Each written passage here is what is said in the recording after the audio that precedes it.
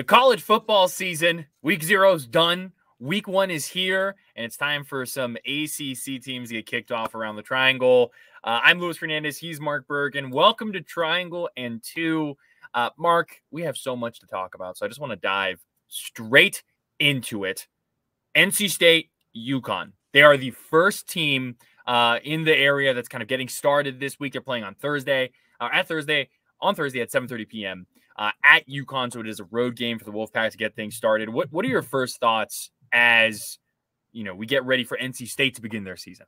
Yes, and head coach Dave Doran even downplayed this earlier this week, saying, does last year's game have any bearing on this year's game? 2 new teams, you got a new quarterback, new offensive coordinator, and it's going to be a first glimpse of Brennan Armstrong. And can they rekindle the magic of 2021 when he was paired at Virginia with offensive coordinator Robert Anae? It's going to be the first glimpse of that. And Lewis, what I'm looking at this from a big picture standpoint, if you're NC State, is you don't want to look past this game looking ahead to week 2 against Notre Dame. So we're going to get a first glimpse of that. And one other thing too, Lewis, we're all going to have to figure out what channel the CBS Sports Network is on before kickoff 7:30 on Thursday night. That's 100% the worst part of these like non-conference games early on, is you're just like trying to, okay, how do I watch this? How do I do that? Yeah, I mean, I don't think NC State is going to look past UConn just because of the fact that it's the first game of the season, right? And you've had to prepare for them. You haven't really had much of an opportunity to do anything else. I don't even know if NC State would have like looked at Notre Dame film from their week 0 game against Navy, especially since they have so much familiarity already with Sam Hartman. But yeah, it's going to be interesting because there is so much new with this NC State team, and I think we're gonna, with all 3 of these games that we're going to talk about here, I think we're all going to learn something very quickly about all 3 of these teams, right? So what does offensive coordinator Robert Anae and Brennan Armstrong, what do they bring to the table for NC State? Do we see this kind of change in philosophy that we are almost expecting, where last year it was, all right, listen, State's going to play great defense. They're going to punt the ball. They're going to see if they can score on defense. They're going to see if they can get some safeties, and they're just going to try not to turn over the ball on offense, right? That's how everything started to go down once Devin Leary got hurt. So does that change a little bit? Are they going to be running this more of like kind of fast tempo, spread it out type offense? Is that what we are going to see? Is that going to be successful? That's the offensive state is the prime thing I'm going to be watching against UConn on Thursday. Yeah, and it's like, this isn't 2003 anymore, Lewis. Like, no. It's hard to win football games by not turning the ball over, being able to run the ball effectively, playing good defense, and then essentially winning the turnover battle and winning special teams. It's hard to win that way. So you're excited about Brennan Armstrong. He's demonstrated the ability to do this 2 years ago at Virginia, and now goes to Syracuse. So then it's like his production completely drops off. Who he's going to throw to, though, because Thayer Thomas is a Minnesota Viking now. Devin Carter's now at West Virginia. So it's like, who are going to be the guys that step up that are going to catch passes from him this season? I'm looking at Julian Gray, Keon Lassane. Then you got this freshman, Casey Conception, a name we'll probably talk about throughout the course of the season for the Wolfpack. But Armstrong can't do it all by himself. Who he's going to throw the ball to is more so what I'm looking at than we've seen the lefty play at a high level in this conference before. And can you rekindle the magic? And it's just like, hopefully he's not stunted. Hopefully other teams don't have too much tape on him of these are the things he likes to do. These are the things that we know that we can take away. We get a first glimpse of that on Thursday night. But again, I go back to, it's going to be a tough matchup. Again, UConn, this is a team that went 5-1 at home a season ago. Now, I know last year's games have no bearing on this season, but you're going to get a first glimpse of that. I just hope the Wolfpack aren't looking past UConn in advance of the Notre Dame game. That's where I'm at, just from a big picture standpoint heading into the game. Yeah, when you look at kind of turning to UConn now, right, I think we all have this image of what UConn football is in our head, which is not good, That's the image that comes to mind when we think of the Huskies football. But when you look at where they were last year under head coach Jim Mora, in the first half of the year, their schedule is a lot more difficult in the first half of the year. They're playing some higher quality teams that are not Power 5, like a Utah State, for example, a Fresno State, and then you also have some really good teams that were Power 5, the Syracuse, the Michigan, the NC State. Syracuse was started off really hot last year. This is a home and home with NC State. That's why they're even playing. And they lost at NC State last year, 41-10. So what does that mean? Does that translate? I agree. This kind of feels different because you look at what they did in the back half. And I asked, Dave Dorn said on Tuesday, right? That was Tuesday? Yeah. It's been a long week. Dorn said on Tuesday, listen, like the team that they played at the beginning of the year last year is a totally different team than who UConn was towards the end of the year. Mm-hmm. You saw them have a convincing win against FIU. They upset Boston College 13-3. They beat a solid UMass team. They beat Liberty 36-33. So they were winning in a lot of different ways. They did end the season with 2 losses at Army and then in their Myrtle Beach Bowl against Marshall. So it'll be interesting to see. They have a new starting quarterback this year. I want to make sure I'm pronouncing his name correctly. Joe Fignano is his name. He was well done, Lewis. Well done there. Shout out to the UConn PR pronunciation guide. But the thing with Fignano is he was the starting quarterback at Maine for the past few seasons, and UConn's current offensive coordinator was the guy in charge at Maine when he first got there. So do you see a little bit of kind of coming together there, a little bit of synergy between the two? He's someone who can throw the ball and can also run the ball as well. He had a career high in yards and carries, I believe, last year. So something to keep an eye on because UConn's offense last year was just very bad passing the ball. They have a solid defense. They have a good rushing group. They have a good running back core. But can they be more than one-dimensional? That could make NC State's day a little bit harder in East Hartford. And you certainly see the parallels between UConn's transfer quarterback and the rapport with an offensive coordinator to what NC State has with Brennan Armstrong. I'm looking at the running backs, though, and that's something that Dave Dorn even mentioned of. They've got 2 running backs who are capable of playing at an ACC level. So that's going to be tough to slow those 2 players down. Mm-hmm. And it's Devontae Houston and then Victor Rosa for UConn. So that's what NC State's defense is tasked with. I go to what NC State's defensive coordinator says, though, and says, in my time here in Raleigh, this is as good of a defensive line group as I've had. It's a line of scrimmage game. We're going to talk about the big uglies up front right now, Lewis. If you're Davin Van, CJ Clark as the nose tackle, Savion Jackson, Travali Price. For me, it starts with Clark up front as the nose tackle. You build your house from the ground up. That's the foundation. The defense is going to start because this was a very good Wolfpack defense a year ago, right? So if you want to replicate that success, I think there's going to be some regression. I really do, because this was an NC State defense that was ranked 20th in total defense and 11th in scoring defense in the entire country. There's going to be some regression there. How can you make up for that? You have 2 experienced cornerbacks. If you're the Wolfpack from a defensive standpoint, linebacker Peyton Wilson's pretty good too. But also, too, from a special team standpoint, too, Christopher Dunn, who's the Lou Groza winner, too, is no longer there, too. So that style of play where it's low-scoring game, you can eke it out in the end. You go 8-5 last year. I don't know if that's going to work again for this season, Lewis. I don't know. It's a style of play that I think has a ceiling.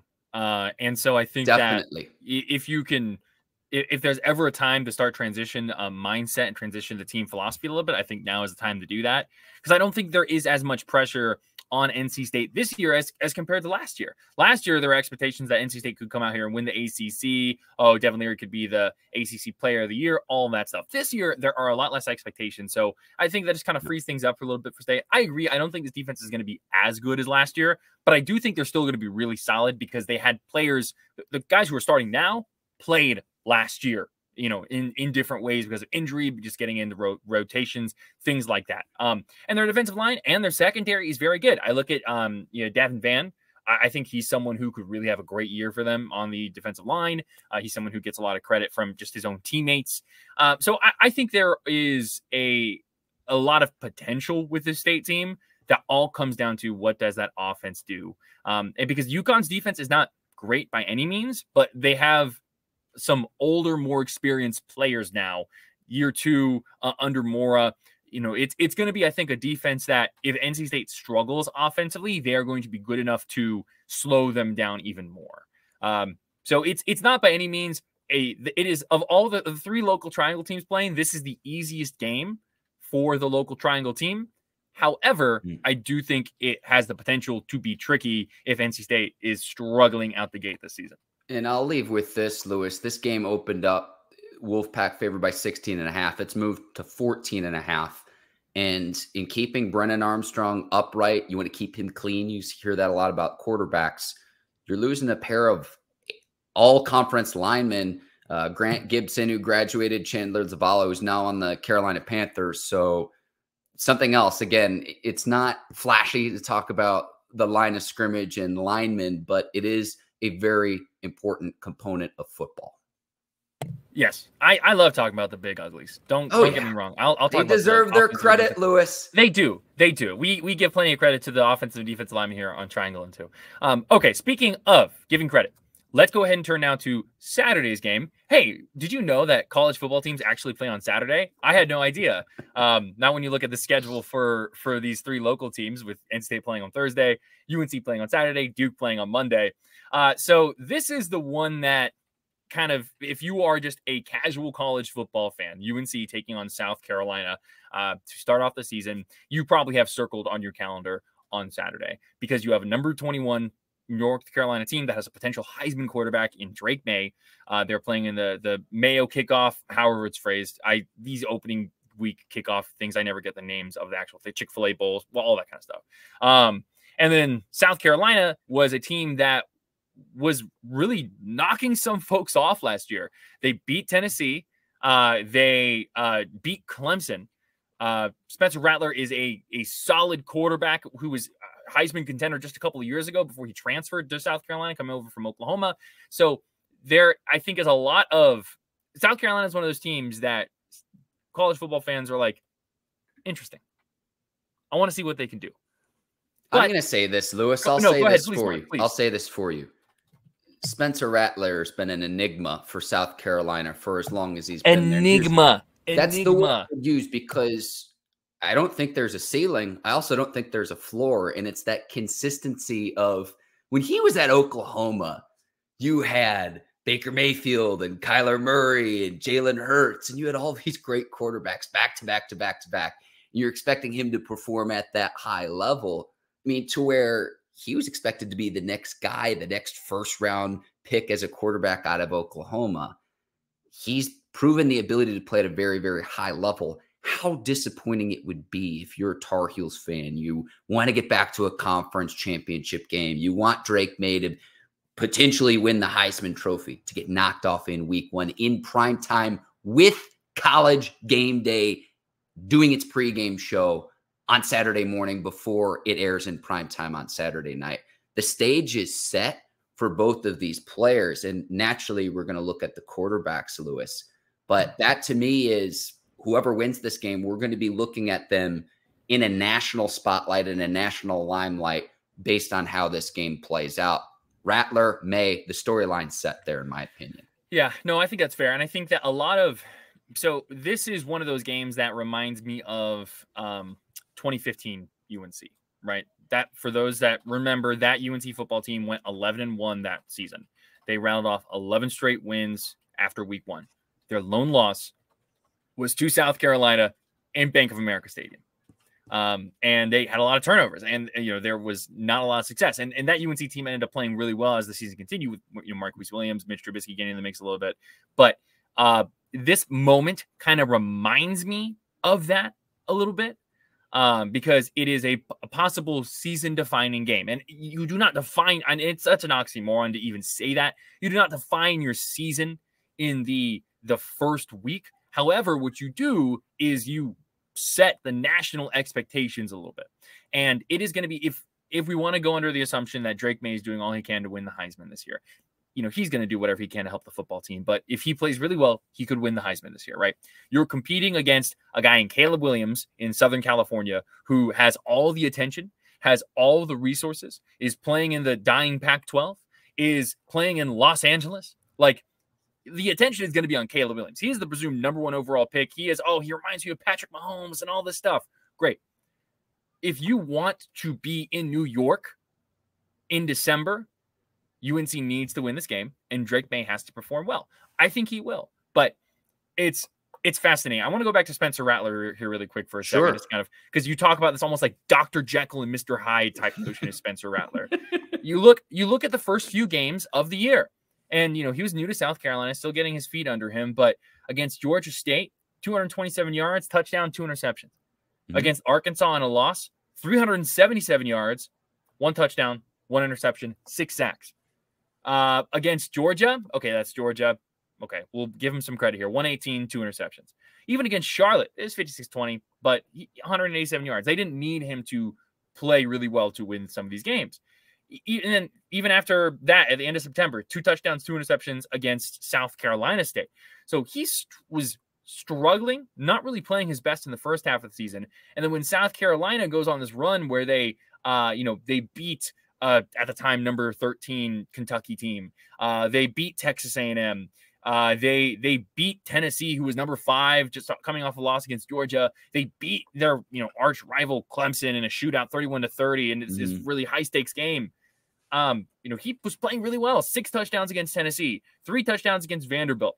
He was much more game manager, 14 of 19 against Kentucky. Like, he was playing much more to the expectations. My question is, which version of Spencer Rattler do we get? But I don't know. Let me go there. I've talked a lot, Mark. You continue. No, you're good. You're good. I'll go to the defensive side of the ball, and I do want to finish on UNC's offense, but I'll go to the defensive side of the ball. Gene Chizik and company. I know you got Cedric Gray. We're excited about him. Can you show up and actually ball this year to where that onus doesn't fall on Drake Maye in the offense, right? So a year ago, you're giving up 31 points per game. A lot. That's 104th in college football. There's only 130 teams. You're giving up almost 450 yards a game defensively. That's 111th in college football. Again, it's only about 130 teams in the FBS, Lewis. You got to be better defensively. Otherwise, look, Drake Maye could ball out and put all the numbers up in the world. If you're not better defensively this season, he's not going to snip New York. The Heisman is a team award. No doubt you have to be prolific as an offensive player.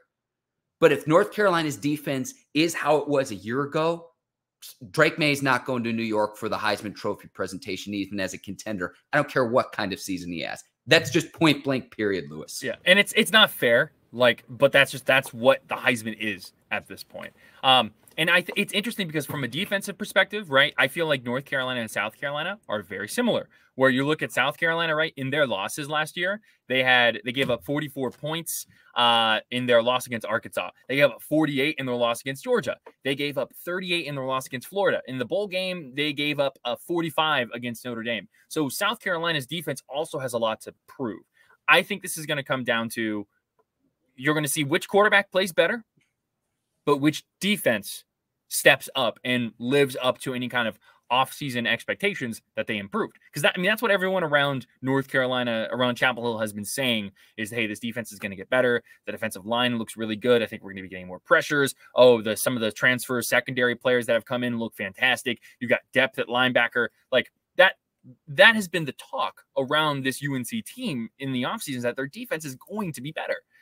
So that's something to see. And then the last thing, I know we talk about it a lot over these past couple of weeks, but it's still, as of we're recording this in the middle of the day on August 30th. You're in my brain. You're in my brain. Tez Walker. Like, what is the situation? Make a decision. It's when we're recording this, it's Wednesday afternoon on August the 30th.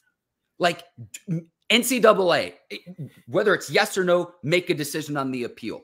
And that's whether it's yes or no, because it should be yes, you are eligible. Like, we don't have time for me to step on my soapbox and tell you how the NCAA doesn't actually help. We've talked about that in previous episodes. We've talked about it a lot in previous episodes, but UNC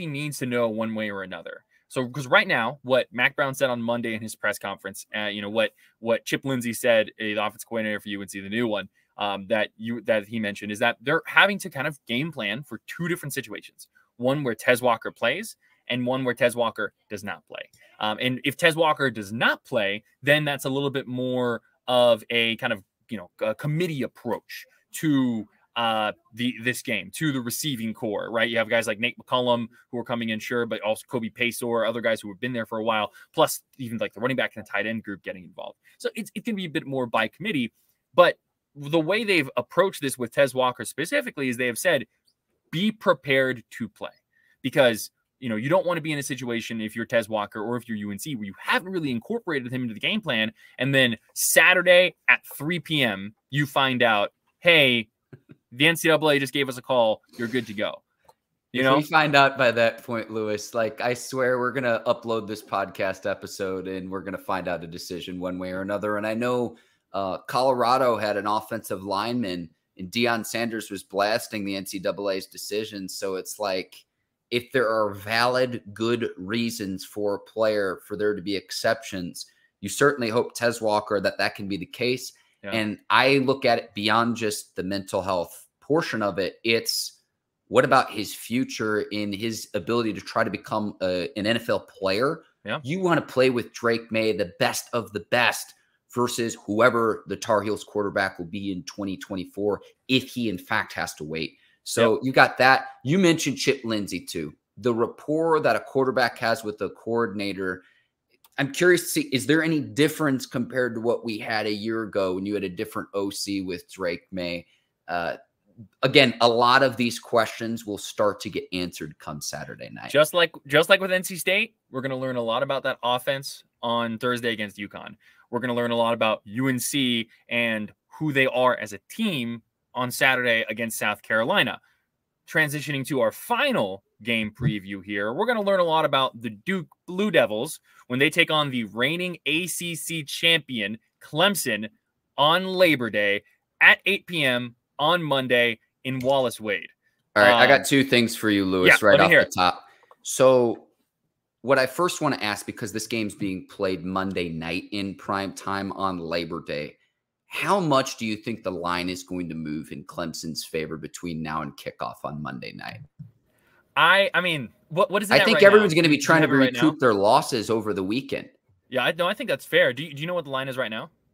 The last I checked, it was 12. I will go ahead and look again. We're going to get research on this. That's where it's been, like, right around 13 that kind of, like, right now is what I'm seeing. So, I mean, I think that line's going to increase as the weekend goes on, because I think that's fair. It doesn't. That you had one thing. Let me hear your second thing before I get into this. Go ahead. All right, I'm going to deny even saying this a week from now. Just going to preface that. Are you prepared to live in a world where Riley Leonard is the Triangle's top quarterback? The Riley Leonard hype train is full steam ahead, Mark Bergin. Full steam ahead. Like, as a UNC fan, can you take that, Lewis? If they pull off the upset in all seriousness, it's not likely. Duke last beat Clemson in 2004. But that stage and that opportunity is there. Again, a week from now, I'm going to deny ever saying this, but no, I think I just broke your brain a little bit. No. I think it's fair, because, like, to me, right, the ACC this year has a lot of really good quarterbacks, and I think that Riley Leonard is, as a UNC alum aside, I genuinely think Riley Leonard is one of the best quarterbacks in the ACC, and one of the better quarterbacks in the country, and deserves more respect and deserves more credit. Primarily because last year, what we saw from him as a full starter for the first time in his career, he was great. He did a really good job of working within the offense and making something happen from nothing. And then over the offseason, he's continued to work on his growth. There was a lot of talk that the entire offense is just feeling better because it's the second year under their system. So I feel really good about Riley Leonard's chances, and I do think so much of what we love the dramatics of college football, of all football in general, right? I think that's when you have when each team plays one game every week, it's so much more dramatic. There are so many more fun storylines to follow, and I genuinely believe that if Duke comes out here, if they beat Clemson, which I think, I mean, like Clemson's a 13-point favorite for a reason, but I think Duke is not getting enough credit as they should. Even if they just cover the spread and keep it a tight game against Clemson, I think the amount of attention that will go on Riley Leonard, the amount that we will see his national stock rise, I think it'll be incredibly impressive. And I am very excited for this game for that one of many reasons why.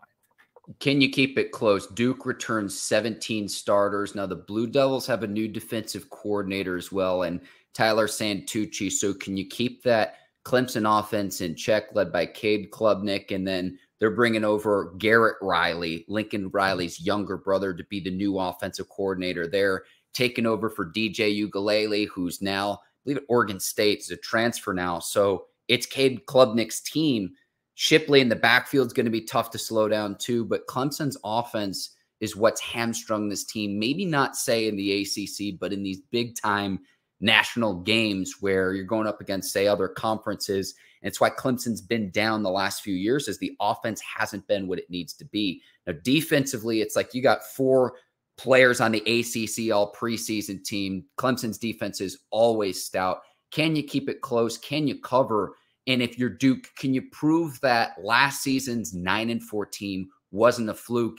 And look, I'm as bullish on Mike Elko as there is, because look, he gets a contract extension through the 2029 season. Duke's already saying, we don't want another school to poach him. We like what he's building in Durham.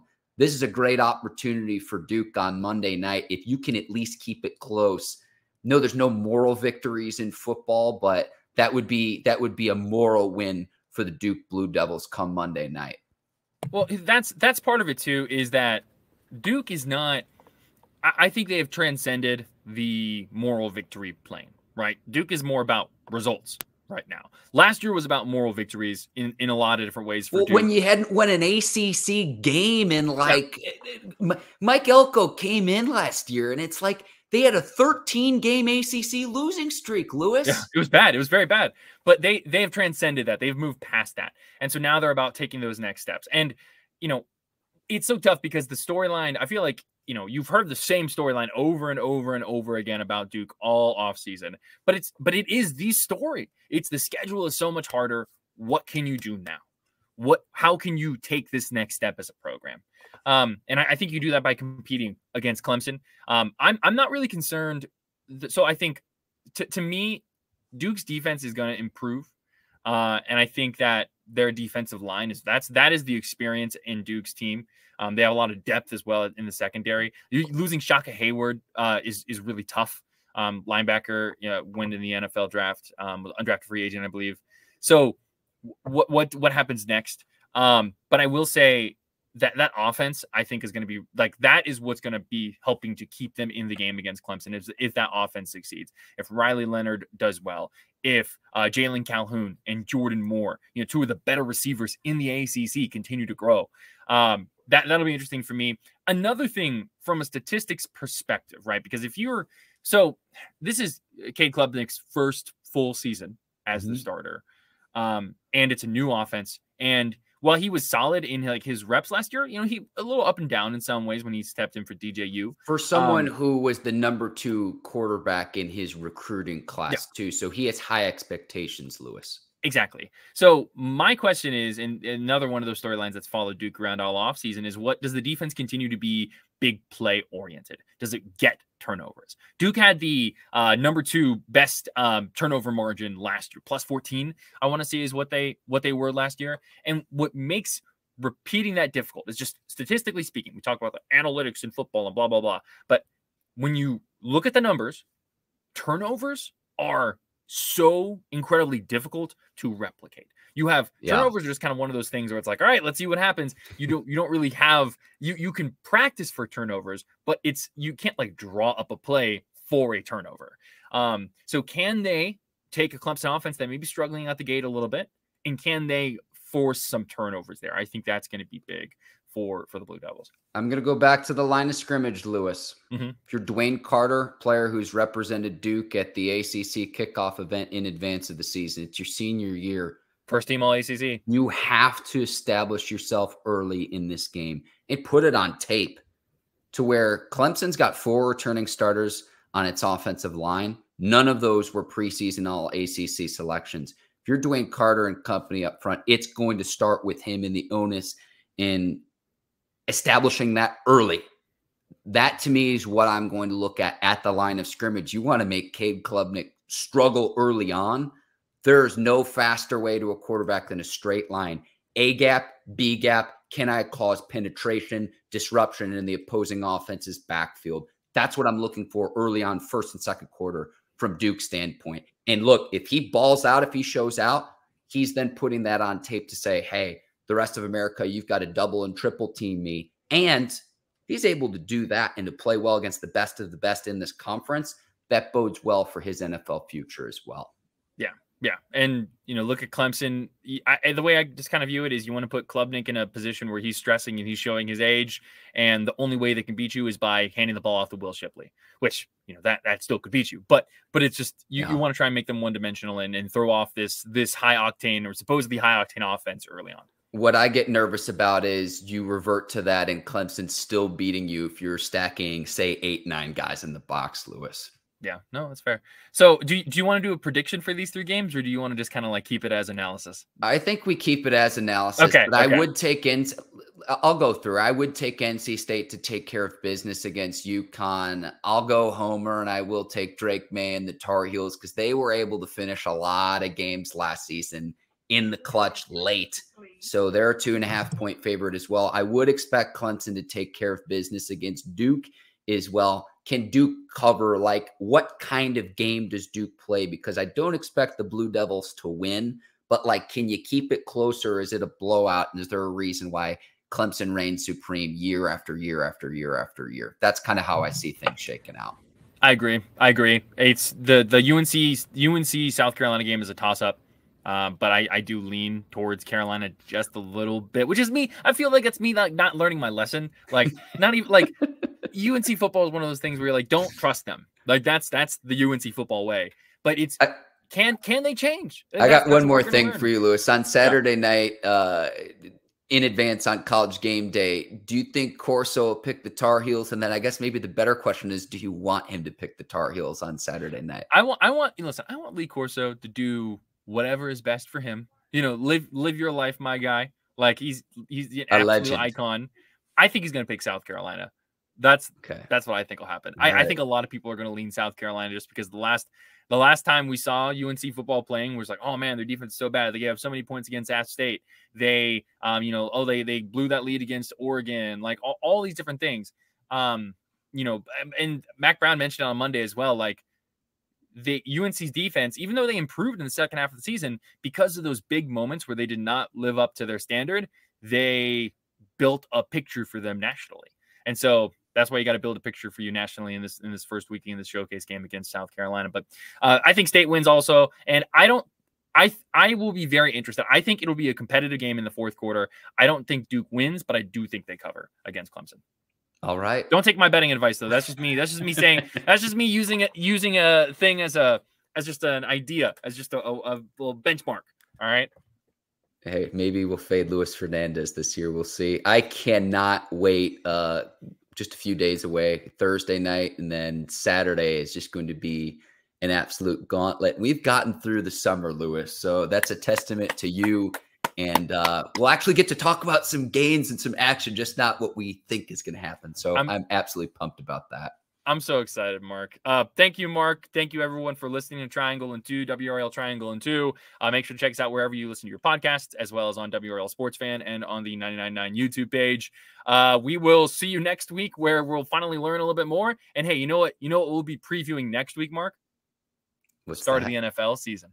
Let's go. Let's go. All right. Y'all have a good one. We'll talk to you later.